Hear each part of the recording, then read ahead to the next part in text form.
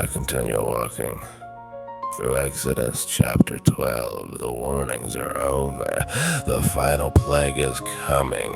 But before judgment crosses Egypt, God gives Israel a way to survive. Tonight, blood will separate the protected from the condemned. Tonight, slaves will eat like travelers. Tonight, 430 years of waiting will end. The Lord spoke to Moses and Aaron that night. This month will now mark a beginning in sight. The first of your months, let the calendar show. Your freedom begins before Pharaoh. Let's go. On day number 10, every household must choose a lamb from the flock with no blemish or bruise. 1 year old, a male, either sheep or a goat. Enough for each person beneath that one roof. If one house is small, let the neighbors come near. Divided by mouths, there is plenty to share. Keep it till twilight on day 14. Then all Israel kills what was spotless and clean. Take some of its blood, mark the doorway in red. Both sides and the top where the family is fed. Roast all of the meat, leave no portion half raw. Eat bitter herbs with unleavened bread by the law. Do not boil it in water. Roast head, legs, and inside. Whatever remains must be burned before light. Your belt must be fastened, your sandals stay tied, your staff in your hand. You are leaving tonight, eat quickly. The Passover belongs to the Lord. Deliverance waits on the edge of a sword. Blood on the door, let obedience speak. Judgment is moving while Egypt still sleeps. Where the sign can be seen, destruction passes by. Not because they were mighty, but the lamb had to die. Eat with your sandals on, freedom is near. God heard every prayer from 400 years. When midnight arrives and the proud kingdom mourns, the slaves will walk out in the light of the Lord. Moses called elders, dip hyssop in blood. Touch lintel and doorpost and stay where you stood. When children ask why this memorial remains, tell them God passed over us when judgment struck Egypt.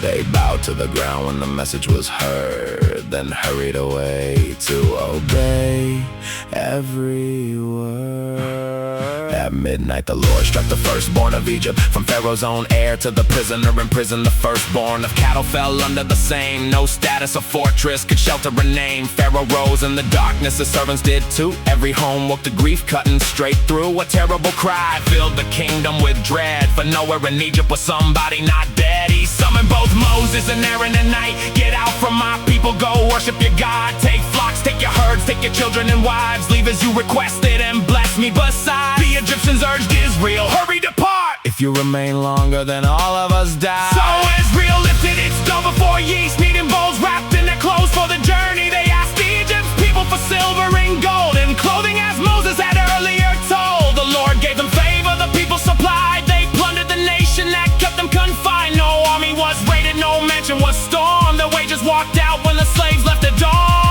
From Ramesses onward to Succoth they moved, 600,000 men traveling on foot, with women and children a mixed multitude, and livestock beside them a powerful crowd. They baked their unleavened dough on the ground, driven away before food could be planned. 430 long years had gone by, then all of God's people came out that same night. The Lord kept his vigil and brought Israel through, so every generation remembers it too. The Passover carried a boundary and sign, no foreigner aid unless joined and circumcised. No bone of the lamb could be broken apart. One law for the native and stranger alike. All Israel follow what God had required. The day he brought every division from Egypt.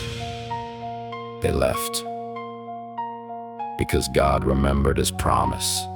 The lamb was chosen, the blood was applied, the people obeyed, and death passed by. Put the blood on the door, let the whole world see. The God of the captive is setting them free. Every idol fell silent, every proud ruler learned. When mercy is offered, it cannot be spurned. Eat with your sandals on, the old life is done. The night of their sorrow gave birth to a nation. From mourning in Egypt to Israel reborn.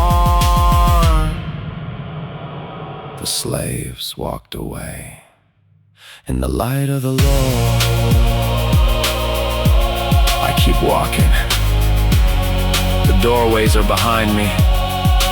The cries of Egypt still echo through the night. But ahead, a nation is moving toward freedom. Exodus chapter 12 taught me that deliverance requires trust, obedience, and readiness. Israel could not control judgment. but they obeyed the protection God provided. The blood was faith made visible. God kept his promise, humbled false gods, remembered centuries of suffering, and brought his people out at the appointed time. Freedom came suddenly, and they were dressed to move.